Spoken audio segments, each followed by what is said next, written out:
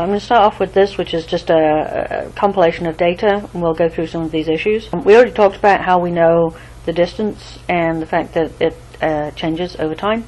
The light travel time is basically just how long it takes light to get to us. We've already talked about the angular size in terms of eclipses. Its actual physical radius, since we know its angular size and its distance, we can work out how big it is. It's about 100 times as big as the Earth. We'll come back to the mass very shortly. The composition we know from spectroscopy, and here we've got it by mass, so it's about 75% hydrogen, 25% helium by mass, but because hydrogen is so much less massive, it ends up with a lot more atoms. Its average density is a bit more than water, and its surface temperature is about 6,000 Kelvin. We'll come back to some of these things later. But first, let's just remind ourselves how we know the mass of the Sun. And so we derived this equation that is a version of Kepler's laws using Newton and centripetal force. So if we have the period of a planet's orbit and its distance from the Sun, we can work out how massive it really is. Because planets, even Jupiter, you can basically neglect the M2, the mass. You get an equation that looks like this. This little symbol here is the symbol for the Sun. And so we can rearrange this so that if we know the period and the distance, we do, the period of the Earth is a year and the distance is 1 AU, plug that in and we come up with a mass of about 2 times 10 to the 30 kilograms. And this is just a summary of the composition, so it's mostly hydrogen, and then you have a little bit of everything else. Okay, so what is the structure of the Sun? Here we've got a cross-section through, so basically the surface is here where it says photosphere. The inside, there's a core in the center, which is where energy is being produced. There's a radiation zone, which is where the energy is transferred from the core outwards via radiation. It travels as photons. Then there's a convection zone, which is where it travels by moving material, just like convection in a pan. Then you have the photosphere, which is essentially the surface. We'll talk about why that has a finite depth. Then you have the atmosphere, which is made of the chromosphere, and then transition zone into this corona, and there is a solar wind that is material flowing off the Sun all the time. And so this is just a summary of that with some dimensions. So here we've got the core is about 15 million Kelvin, and it has a very high density. As we move out, we see that the density drops rapidly.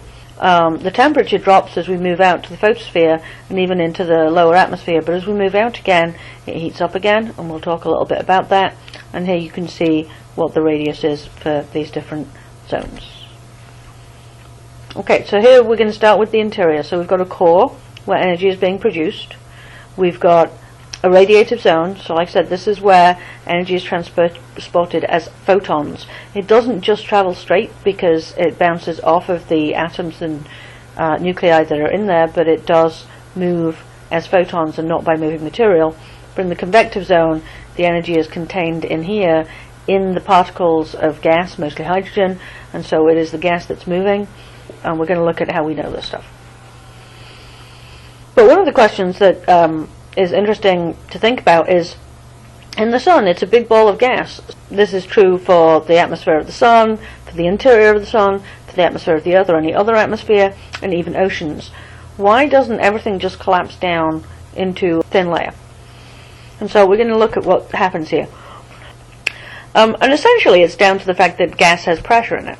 And so what you've got is you've got a downward force of gravity. So here we can consider a section of the Sun as having a particular mass and therefore has a weight due to gravity pushing down. It's a force downwards, and then it's being supported by the pressure of gas below it. But there's also pressure coming from above, so there has to be a balance between the weight down, the pressure down, and the pressure up. And when you have this, that is to say that when it's completely stable and you don't get radial motion, you don't get motion up and down, this is called hydrostatic equilibrium. Like I say, it applies to the atmosphere and it applies to the oceans. What you need is that this pressure down here below the slab must be greater than this pressure up here, because the force on the slab has to equal the weight and the pressure from above. You automatically get higher pressure below and lower pressure above, and this should be familiar to you because we know that as we go up in the atmosphere the pressure gets lower and lower, and even in the ocean, as you go down in the ocean, the pressure gets higher and higher, and it's all from the same cause. And we're not going to go through all the details of this, but basically if you use this equation along with the fact that you're making energy and what's giving you the pressure, you can work out the structure, and that you have a dramatic rise in the temperature and the density as you go from the surface to the center. So here I've got the core. In the core I've got a very high density and a very high temperature. Temperature drops off until you get to the surface, and likewise here the density drops off to essentially zero at the edge.